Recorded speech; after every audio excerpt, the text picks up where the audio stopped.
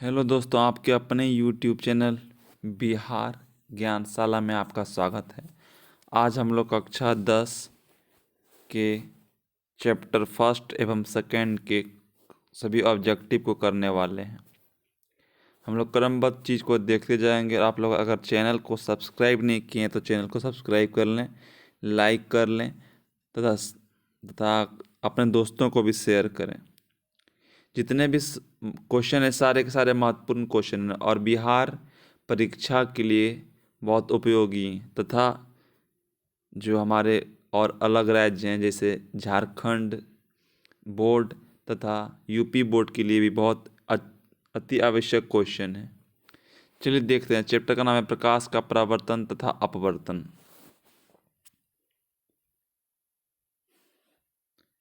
पहला क्वेश्चन, प्रकाश की किरणें गमन करती है तो प्रकाश की किरणें हमेशा सीधी रेखा में गमन करती है। फर्स्ट का ए।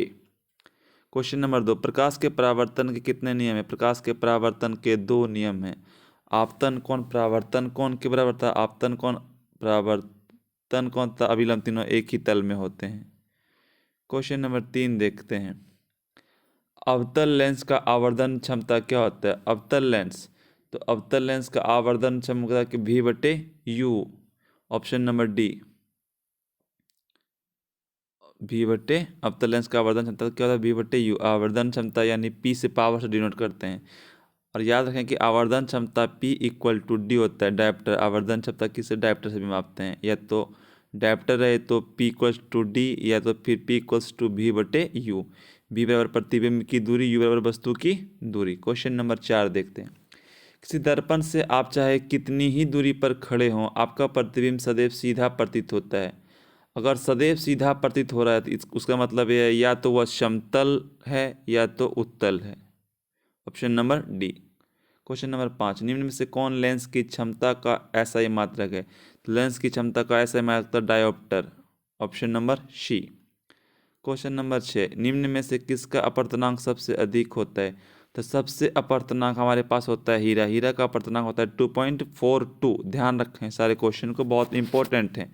जो एक्स्ट्रा चीज़ हम बताते जा रहे हैं उसको आप लोग नोट भी कर सकते हैं। क्वेश्चन नंबर 7, निम्न में से किस लेंस को अभिसारी लेंस कहते हैं? तो अभिसारी लेंस अवतल को कहते हैं और अपसारी उत्तल को कहते हैं। इसका आंसर हो जाएगा 7 का बी। लेकिन याद रखें कि अभिसारी अवतल और अपसारी उत्तल को कहते हैं। क्वेश्चन नंबर 8, निम्न में से किस माध्यम में प्रकाश की चाल सबसे अधिक होती है? प्रकाश की चाल सबसे अधिक निर्वात में होती है। कहीं कहीं शून्य भी लिखा रहे तो शून्य भी हो सकता है, दोनों सही है।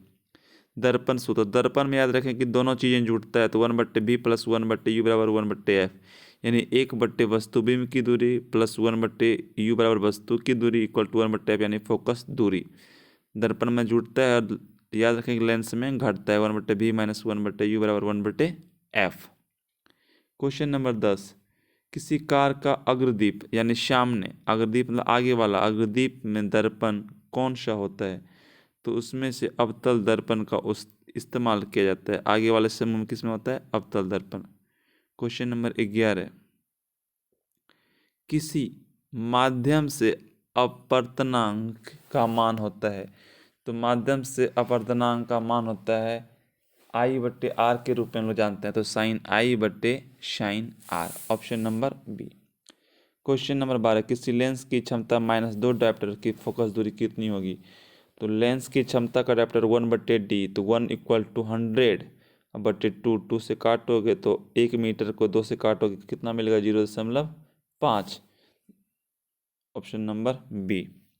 फॉर्मूला ध्यान में रखना है तो रख लें, P = 1/d, 1 = 100 सेंटीमीटर या 1 मीटर। अब जब इसे सॉल्व करेंगे तो 2 कटेगा तो मिलेगा 0.5।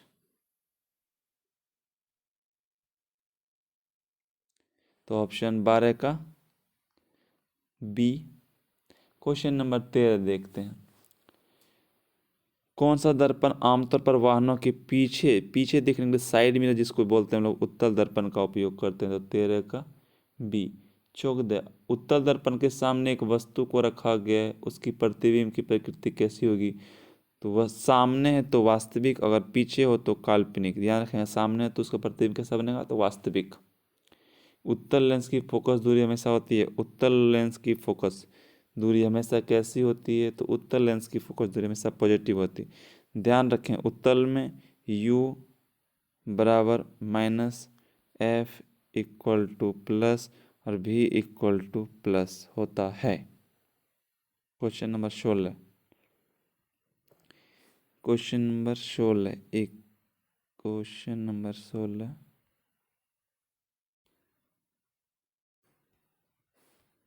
थोड़ा सा बड़ा करने हैं इसको।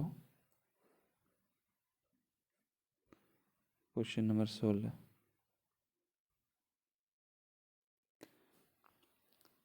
किस दर्पण का उपयोग समांतर वाहिनियों का पीछे, अभी थोड़ी देर पहले पढ़ते थे, साइड मिरर के रूप में उत्तल दर्पण का उपयोग करते हैं। 16 का सी। 17, निम्न में से किस दर्पण की फोकस दूरी धनात्मक होती है, तो उत्तल दर्पण की फोकस दूरी धनात्मक और अवतल की क्या होती है, ऋणात्मक। क्वेश्चन नंबर 18, नई कार्तीय चिन्ह परिपाटी के अनुसार दर्पण के सामने रखे गए बिंब की दूरी ली जाती है। तो बिंब जो सामने रखा होता है उसे दोनों तरीके से उपयोग कर सकते हैं, लेकिन जब बात करें दर्पण के सामने सिर्फ और सिर्फ, तो धनात्मक के रूप में उसका उपयोग करते हैं। 18 का सी। किसी लेंस द्वारा उत्पन्न आवर्धन का SI मात्रक, थोड़ी देर पहले बताए थे कि लेंस द्वारा उत्पन्न आवर्धन का SI मात्रक कैसा होता है, इसका मात्रक विहीन होता है, इसमें मात्रक कुछ नहीं होता, मापते हैं सिर्फ डायोप्टर से, लेकिन मात्रक SI कोई इंटरनेशनल सिस्टम का नहीं होता है। तो इसका ऑप्शन हो जाएगा डी, मात्रक विहीन।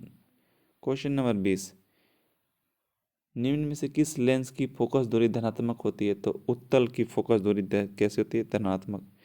निम्न निर्वात में प्रकाश की चाल, तो प्रकाश की चाल 3 गुना 10 पे पावर 8 मीटर प्रति सेकेंड, यानी ऑप्शन नंबर 21 का 1। क्वेश्चन नंबर 22, क्वेश्चन नंबर 22 बोलता है, यदि किसी समबाहु त्रिभुज में से निर्गत कोण और विचलन कोण क्रमशः 40 और 30 है, तो आपतन कोण। ध्यान रखें कि आपतन कोण परावर्तन कोण के बराबर होता है, तथा निर्गत कोण और विचलन कोण परावर्तन कोण के बराबर। तो 40 और 30 को जोड़ें तो कुल मान कितना आएगा, 70। फिर से ध्यान से सुने, इसलिए समबाहु त्रिभुज की समबाहु त्रिभुज की समान हो गया निर्गत कोण और विचलन कोण का मान। निर्गत कोण और विचलन कोण का मान कैसा होगा, तो दोनों आने वाले कोण का मान जोड़ने पे कैसा मिलता है, समान। तो 30 और 40 जोड़ें कितना मिलेगा, 70 डिग्री, 70 डिग्री।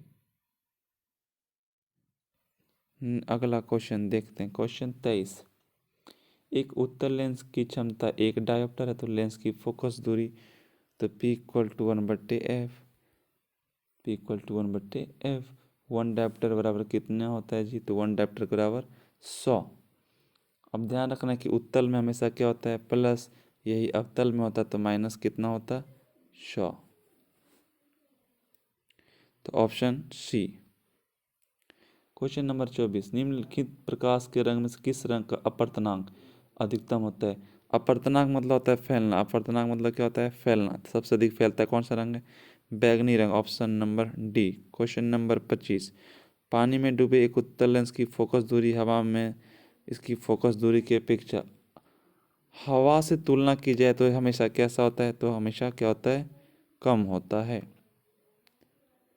क्वेश्चन नंबर 26, निम्न में से कौन उत्तल लेंस की फोकस दूरी जिसकी वक्रता त्रिज्या 32 है, और वक्रता त्रिज्या और फोकस दूरी में अंतर देखें तो वक्रता त्रिज्या का आधा होता है। अब बात रखें कि उत्तल है तो उत्तल में कैसा बनता है, पॉजिटिव, तो इसका भी कैसा बनेगा, पॉजिटिव। तो ऑप्शन नंबर कितना बनने वाला है, ऑप्शन नंबर 26 का सी, 16 सेंटीमीटर। फिर से समझे, एफ का संबंध अगर हो, फोकस दूरी वक्रता त्रिज्या की क्या होती है, आधी, एफ इक्वल टू r/2। तो ये 32/2 बराबर कितना, 16। अब बात है कि वैल्यू का, तो ये 16 आ गया। अब देखना है उत्तल, तो उत्तल में प्लस, तो प्लस 16, और अवतल आता तो -16।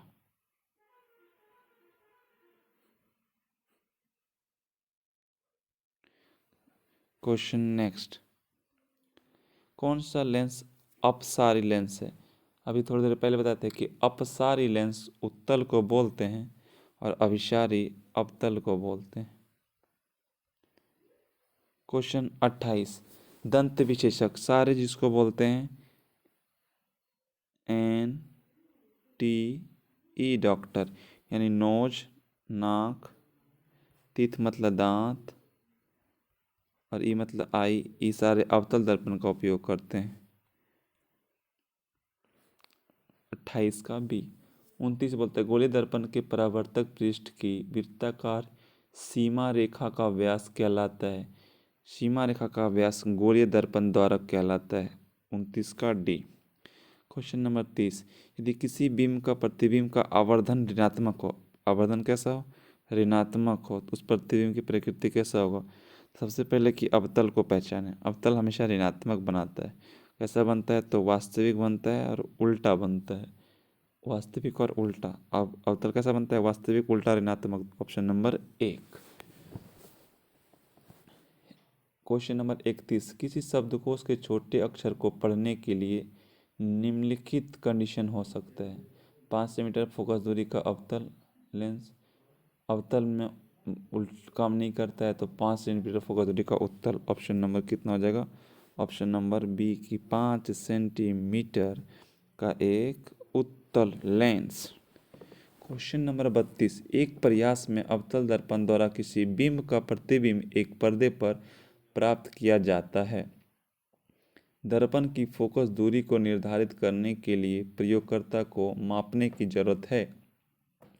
क्या दर्पण द्वारा दर्पण के बीच की दूरी, दर्पण के बीच की दूरी, दर्पण तथा प्रतिबिंब के बीच की दूरी को हमेशा हम लोग मापते हैं। तो ऑप्शन कितना हो जाएगा?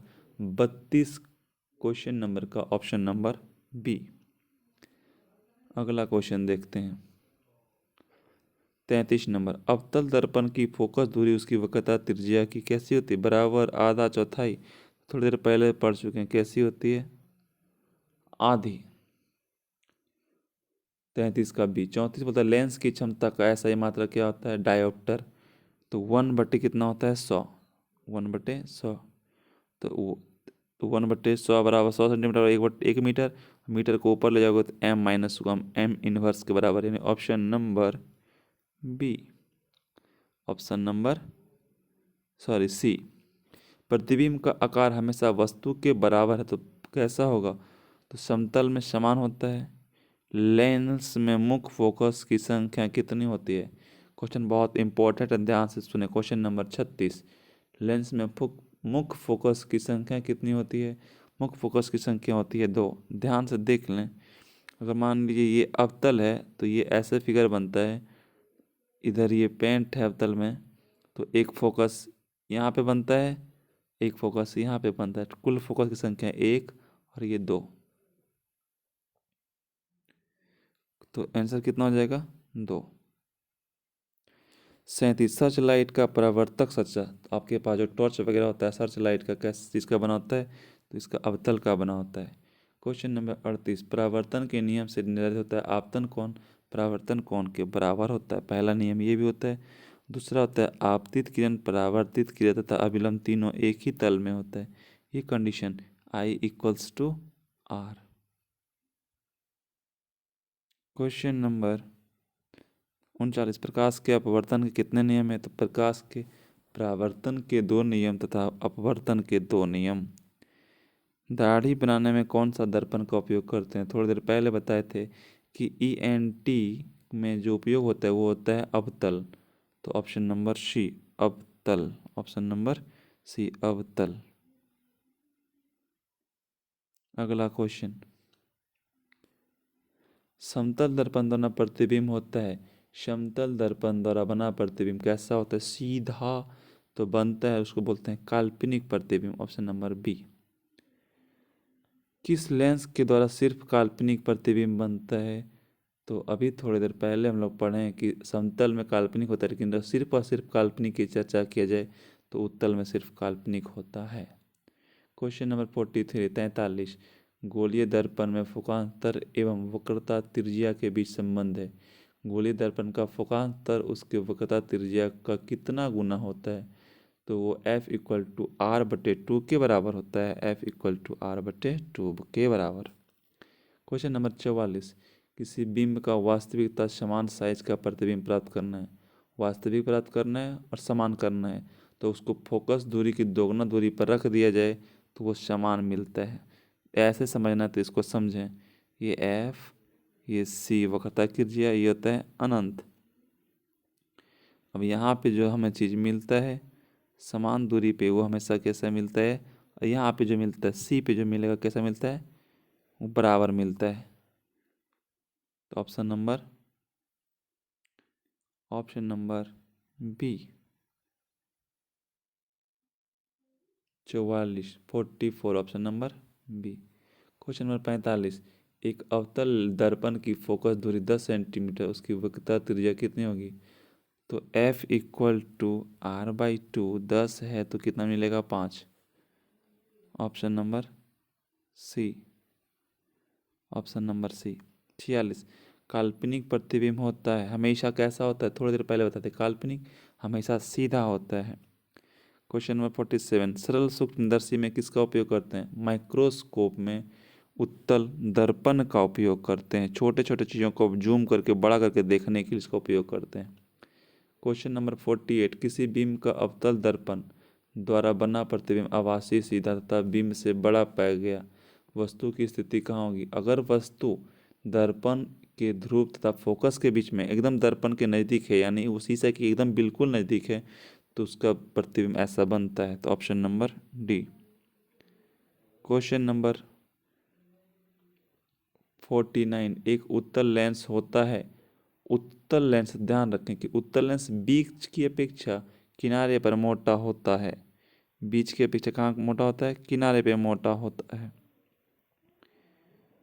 तो आंसर कितना हो जाएगा जी, बीच के अपेक्षा कहाँ है, बीच की अपेक्षा ऑप्शन नंबर बी, बीच की अपेक्षा किनारे पे मोटा होता है।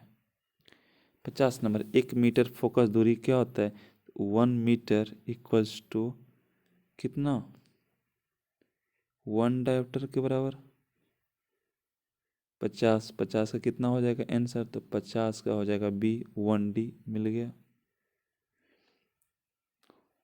दोस्तों शेयर करें, सब्सक्राइब करें तथा इसे लाइक ज़रूर करें तथा कमेंट को बताएं, अपने आसपास के दोस्तों को शेयर करके उन्हें भी बताएं। धन्यवाद दोस्तों।